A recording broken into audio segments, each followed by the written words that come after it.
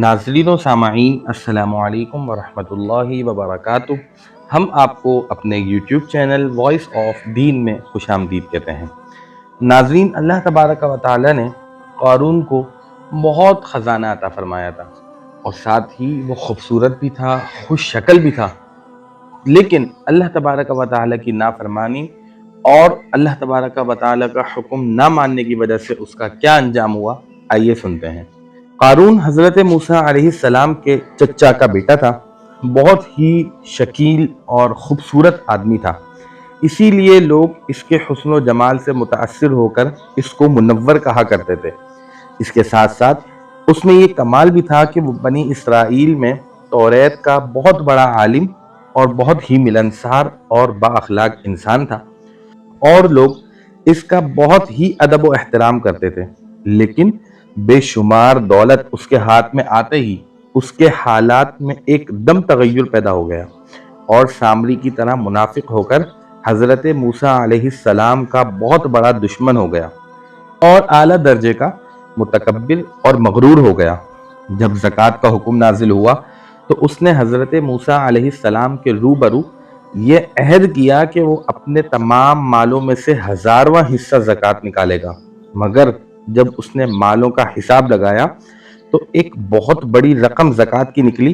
یہ دیکھ کر اس پر ایک دم حرص اور بخل کا بھوت سوار ہو گیا اور نہ صرف زکوٰۃ کا منکر ہوا بلکہ عام طور پر بنی اسرائیل کو بہکانے لگا کہ حضرت موسیٰ علیہ السلام اس بہانے تمہارے مالوں کو لینا چاہتے ہیں۔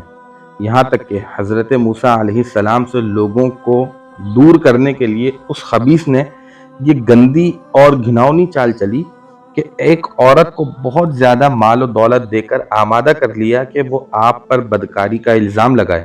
چنانچہ عین اس وقت جب حضرت موسیٰ علیہ السلام واعظ و نصیحت فرما رہے تھے، قارون نے آپ کو ٹوکا کہ فلانی عورت سے آپ نے بدکاری کی ہے۔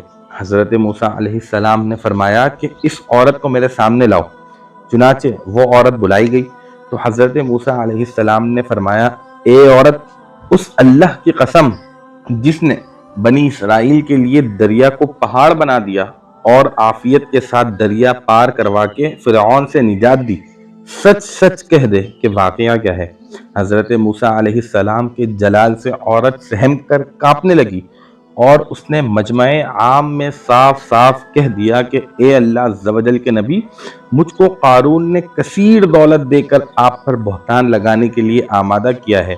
اس وقت حضرت موسیٰ علیہ السلام آپ دیدہ ہو کر سجدہ شکر میں گر پڑے اور بحالت سجدہ آپ نے یہ دعا مانگی کہ یا اللہ، قارون پر اپنا قہر و غضب نازل فرما۔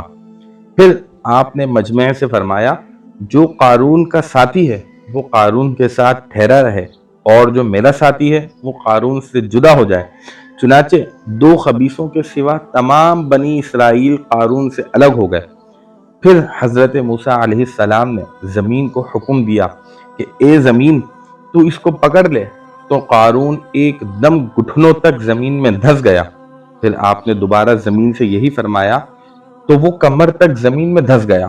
یہ دیکھ کر قارون رونے اور بلبلانے لگا اور قرابت و رشتہ داری کا واسطہ دینے لگا، مگر آپ نے کوئی التفات نہ کیا، یہاں تک کہ وہ بالکل زمین میں دھس گیا۔ 2 منحوس آدمی جو قارون کے ساتھی تھے کہنے لگے، حضرت موسیٰ علیہ السلام نے قارون کو اس لیے دھسا دیا تاکہ قارون کے مکان اور اس کے خزانوں پر خود قبضہ کر لیں۔ تو آپ علیہ السلام نے اللہ تعالی سے دعا مانگی کہ قارون کا مکان اور خزانہ بھی زمین میں دھس جائے۔ چنانچہ قارون کا مکان جو سونے کا تھا اور اس کا سارا خزانہ زمین میں دھس گیا۔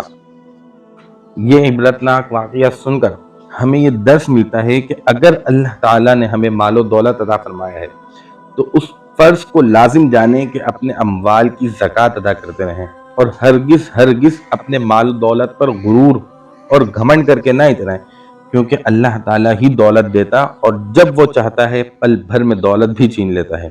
ناظرین، اگر یہ واقعہ آپ کو پسند آیا ہے تو ویڈیو کو لائک کیجئے، چینل کو سبسکرائب کیجئے تاکہ مزید آنے والی ویڈیوز، پرانی واقعات آپ کو مل سکیں۔ روزانہ ہم اپنے چینل پر ایک حدیث مبارکہ شارٹ کی صورت میں ڈالتے ہیں، اس کو بھی دیکھیے۔ ایک کوئز کمیونٹی ٹیب میں بھی روزانہ آتا ہے، اس میں بھی حصہ لیجئے۔ اگر آپ کو جواب نہ بھی آئے تب بھی کمیونٹی ٹیب میں آنے والے کوئز میں حصہ ضرور لیں، انشاءاللہ آپ کو اس کی وجہ سے صحیح جواب بھی مل جائے گا۔ اللہ تبارک و تعالی ہمیں عمل کرنے کی توفیق عطا فرمائے، آمین بجاہ النبی الامین۔ اپنا خیال رکھیے گا۔ السلام علیکم ورحمۃ اللہ وبرکاتہ۔